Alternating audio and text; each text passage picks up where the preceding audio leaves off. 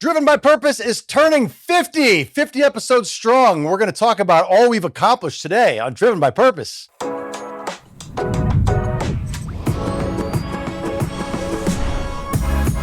This is Driven by Purpose, a show about finding your purpose, building fulfilling careers, and helping people with disabilities live better lives. Hosted by three men who've lived it and are here to help you do the same.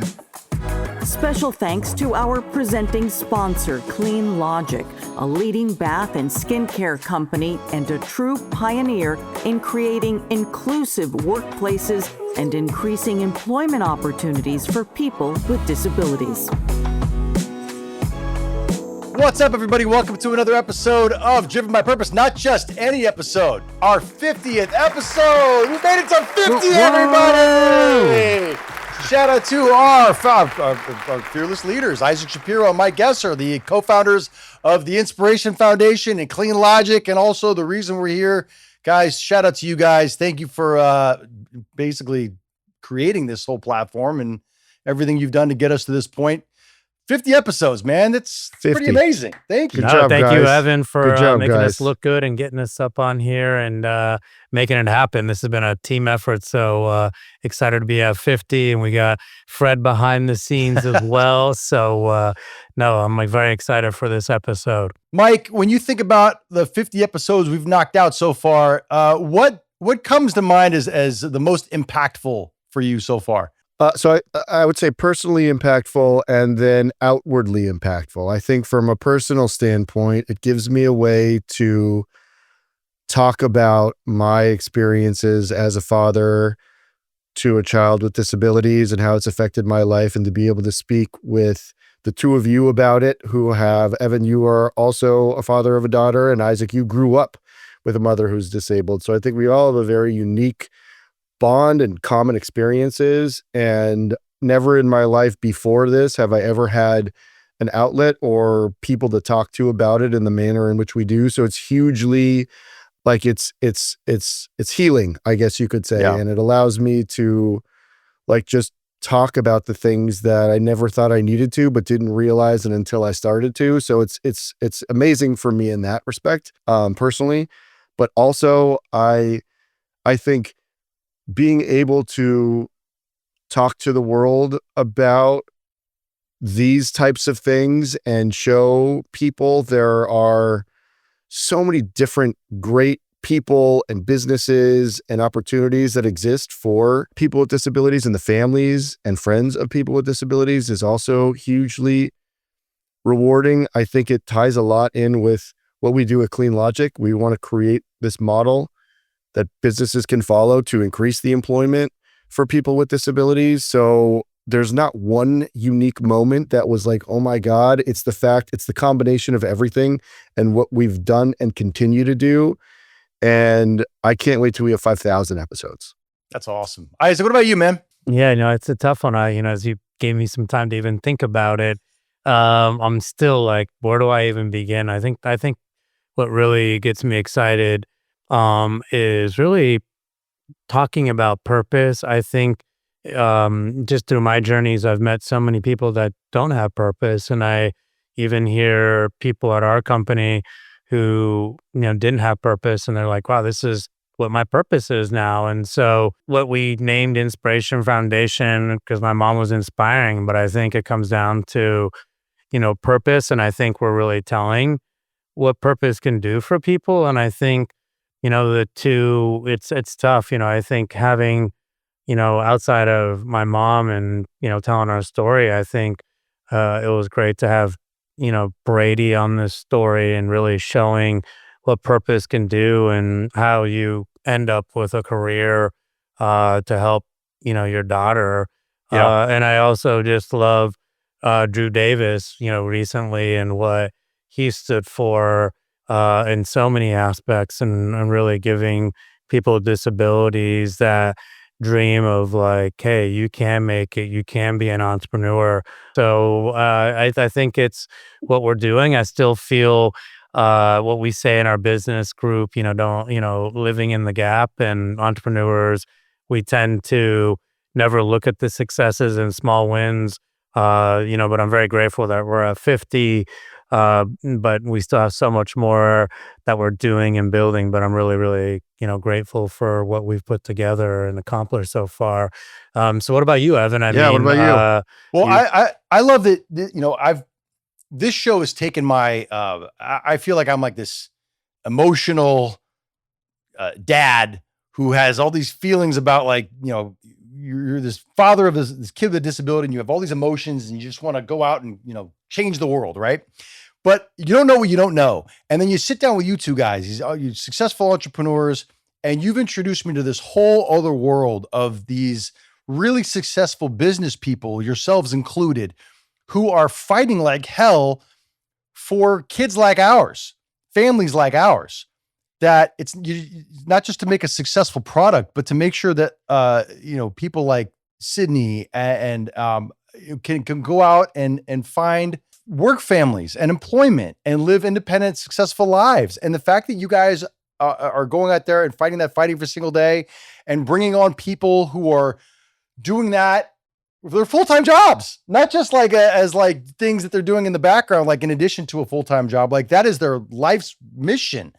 And the fact that I've gotten to know these people and learn about them on this show, it's been incredibly inspiring and fulfilling and educational. It's awesome. I love that about this show. I love finding out that there are people out there that are training companies.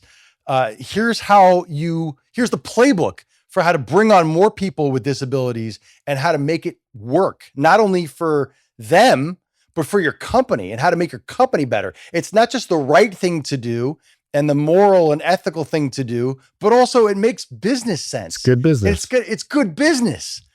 And it's like, that's awesome. I love that, because we've talked about this, Mike and Isaac, about, falling off the cliff. What happens when your kid finishes school, right?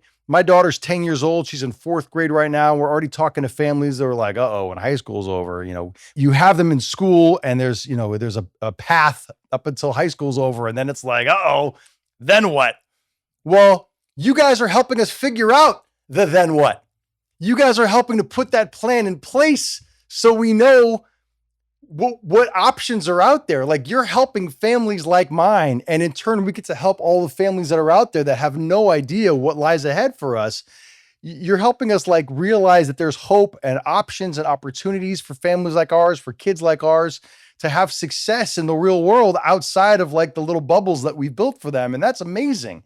I love this show for that. I love meeting all the inspirational people. And I know inspirational is a triggering word for some people, but like I'm inspired by the people that we've met on this show. Beatball, the episode we did on Beatball, is incredible. I love that episode. What was the guy's name, Isaac, who was the coach? Jason Frazier. Jason Frazier is awesome what he's doing. He's coaching a beatball team, and the players that he pointed out, that some of whom have been blind since birth, others have been blinded because of they were victims of horrific crimes. But the thing that they all have in common is that they decided that they were just going to, we're not going to let this ruin our lives.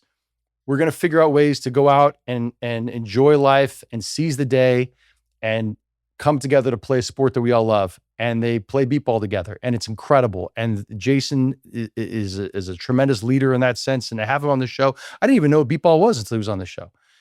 And now, like, I follow him on social media, and I love hearing about it. And it's just an amazing thing that I've learned about. Morgan's Wonderland. The fact that we learned about Morgan's Wonderland on this show, that there is an entire community that's being built out in Texas. We had the guy who was an entrepreneur who made a bunch of money in real estate, who made millions and millions of dollars, who could have just, sat and built bought a yacht and sailed the world and just, he decided to build an amusement park for his daughter who's disabled. Unbelievable.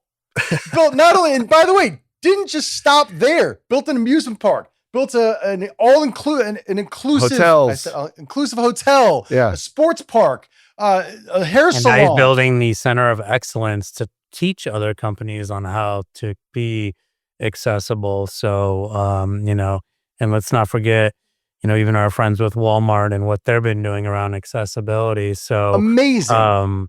yeah, no, I think we had a lot of great, guests. I think, as we take, the next, let's say 50 that we're trying to focus on, what do you guys think we could do better at? I think, as we, have been really focusing on getting, our cadence down. I still feel like we're still practicing and getting things going here.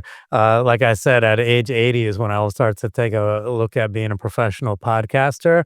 So we got about another 50 years to really get this perfected, guys. So no, but really, what do you think, as we get things moving here, there are things that we could be, doing better for our audience, or we could be thinking about? One of the things I think is I love how we feature guests on the show. And I think guests from all over the country is really helpful, because there are people with disabilities, children with disabilities all throughout the country. And I think it'd be good for people to know where, certain businesses or certain opportunities are geographically that might be helpful to people. I agree. We talked to the gentleman from the university. What was his name, Isaac, that we had on a couple of weeks ago? Dr. Jeffrey Moore from Henderson University. Moore. Yeah, he was amazing. And what a different experience that was talking with him. Where's Anderson University based? South Carolina. South Carolina. I mean, I was in South Carolina once years ago, but it's, South Carolina is a radically different experience than being in Tarzana, California. You'd think, but there's a lot more in common when it comes to the disability community than there is different, right? I mean, at the end of the day, it's like a lot of like-minded people that just want the best for their kids, that are trying to rally together to use the resources to give these kids the best experiences and the best opportunities possible. And I think that's what's important is to share that knowledge. That's right. And coming together and helping each other out. And what he's doing over there is amazing. We could use more people like him over here in Los Angeles, really. But really, I mean, it's true. I think that's a great point. More people from different parts of the country is great.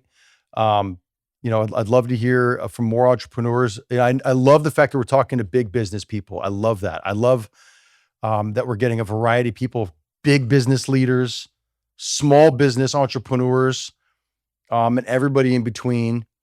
I think I'd like to hear from more people with disabilities and hear about their experiences. Yeah.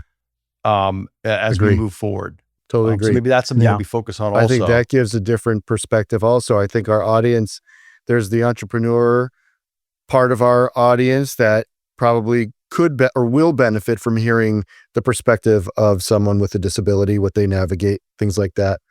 If they're going to, for an entrepreneur who wants to build and expand their business, to begin incorporating accessibility, for sure. Well, that's why I think I like Drew so much, just because I think he represented, really all of what we're trying to talk about. So I think, that's really, a really important piece, and I think we've had some really good conversations, that I'm really proud of, that's personal, that I still feel like, what is like the mental health play into this? We're still talking about 1 in 4 Americans has a disability, so we're trying to get, some people from the NFL, we won't name teams, that we're working on. But we've got some really good guests that we're trying to build around, mental health. And then I think continuing to feature these larger companies, that are doing, like Sephora, Meijer. So we're working on trying to bring those leaders in, to really help, get other leaders, off the cliff of really that fence. I would say cliff, excuse me, the fence of, hey, this sounds really amazing. This is really cool what you're doing, but how do I really take that as a company? How do I really see that opportunity where, we're hearing data around, supply chain and warehouses, 100 to 150% turnover. But when you hire people with disabilities, you can be anywhere from 2 to 10%. So I think I'm really proud of, those, conversations of bringing people in that are really leading big organizations. And then, again, just how do we keep having these great conversations to make people comfortable around, the mental health. And I think even when we brought in Nikita, I learned a lot around, 133 million, Americans, living with, some type of disability that they're told to, pretty much, deal with it. But yeah, so I think, yeah. I'd also be interested in, and Isaac, you got to tell me what you think about this. I think it would be interesting to hear the perspective of some of our team members that are disabled that work at Clean Logic, and to hear what their experience is from a company like Clean Logic that's focused on accessibility, kind of like to hear, maybe get feedback from them directly and put it out there. What could we do better? What are the things that work? What are the things that don't work? I mean, I love doing content with them. I mean, I would love to hear how we can improve, but when you talk to them, they talk nothing but great things. And, but when I say great things, it's about how it's impacted them guys, personally. go on camera on our show and talk about the company. Yeah. Really, I swear you could say bad things.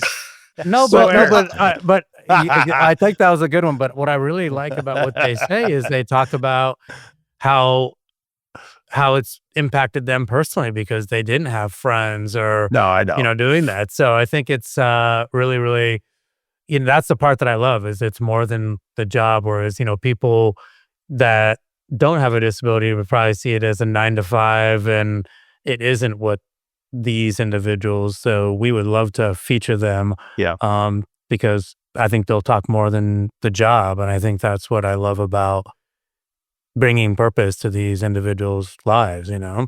All right. I have a couple questions for you guys. Yes, sir. Because everybody knows that I like to gamble. Let's make some over under wagers for this next segment. You ready? I'm ready. How many people will I yell at for parking in disabled parking in the next batch of 50 shows? Over under is 6.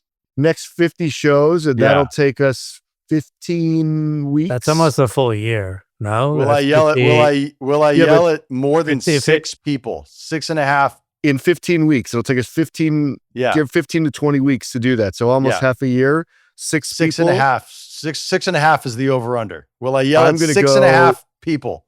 I'm gonna go over. Over for sure. That's the easiest one ever. Of course, I'm yelling at 6. Yeah, over people. for sure. Problem. All right. Next question. How many countries will Mike visit over the course of the next 50 episodes? The over under is 3.5. I'd say. Don't try to actually think about the schedule. Just try to. I'm going 4. You're going 4. All right. 4 countries in the next 4 months. Yeah. Oh no, that's 4. Use 50 episodes. Is 50 weeks. 50 is 50 weeks. We record them. Is it airing? It's the airing. It's the airing of the episodes. It's the airing of the episodes. The next 50 weeks. Yeah, for sure. 4. Over. All right. Yeah. And Isaac, let's see. How many? I have so many that I can do here. There's too many inside. How many text messages on Sunday nights will I get from Isaac reminding me to cut the social media clips? What's 0. the we're moving it? We're moving it. We're moving it to Friday. We're moving it to Friday. We're moving it to Friday. Right. How many? Okay. How many? All right. I got a good one. How many Inspiration Foundation events will Isaac throw over the next 50 weeks? The over under is 2.5. Over. I say minimum 3. What do you consider an event? An event where there are invitations that go out and people have to get together and sit for it.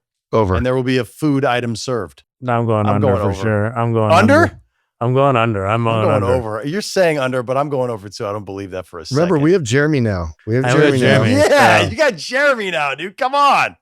So let's go. We're going over. Inspiration Foundation for the win. I think Jeremy is the rocket fuel that Isaac needed from a foundation standpoint. Yeah, that's we're gonna focus on this big one coming up. We got to get that. Tell us about the big one coming up, Isaac. Well, no, we got to go year 2, ready for Bentonville. So we got to get that up and running, back and take the momentum. So I think that's going to be the focus of making sure that we could really hit that out of the park. But yeah, there might be some other events that we're talking to, but I also, we still got some focus on what we got to really do to lock down the seal, really getting the criteria, because that's where we feel our impact's going to be done. So it is going to be a juggling act, but Jeremy, surprisingly, he's doing some great things where he's putting some balance, and we'll get a mix. But I'm going to go under, and then hopefully I can go over, because I do love throwing events. You're I know what you're doing. You're setting the bar low so you can crush it. I know what you're doing. Anyway, exactly. Look, I just want to say that I am so grateful to be part of this team. I'm so grateful to be part of this show. This has been an awesome ride so far, and I can't wait for the next 50. Before we go, real quick, what are you the most grateful for in connection with Driven by Purpose from the first 50 episodes? Isaac, go first. Yeah, I think it's going to be our crew that we have here. I think, we're still trying to work together. We're still trying to, really put this together. I mean, we're not making money on it. We're volunteering. We're really putting our heart and soul into, what we believe in, telling other people's stories. We know we're building this, and I'm grateful to just be able to build something, and I can't wait to, see what it looks like in a year or two. So this is the fun part of entrepreneurism, is really building something, and the people you're with right now, and we're all dedicated to what we're doing. And I'm excited to get the next 50 and really build something, because I know we definitely want to make this a paid media place where we're employing people and we are making an impact and creating awareness and what we're doing. Mike, you're up.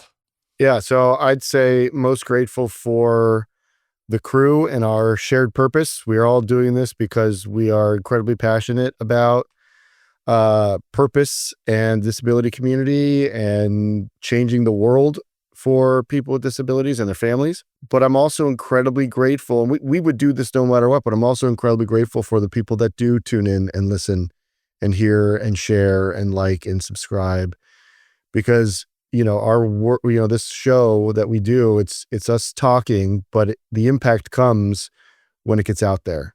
So thank you to everybody who does listen and like and subscribe and share and tell a friend and tell a friend and tell a friend. Oh, that good stuff. Shout out to Fred, Caitlin, Nick, his whole team, everybody who's had a role in this, Matt, everybody. Thank you so much. We appreciate you guys. And again, do everything Mike just said. Like, subscribe, tell a friend, and we'll see you next time.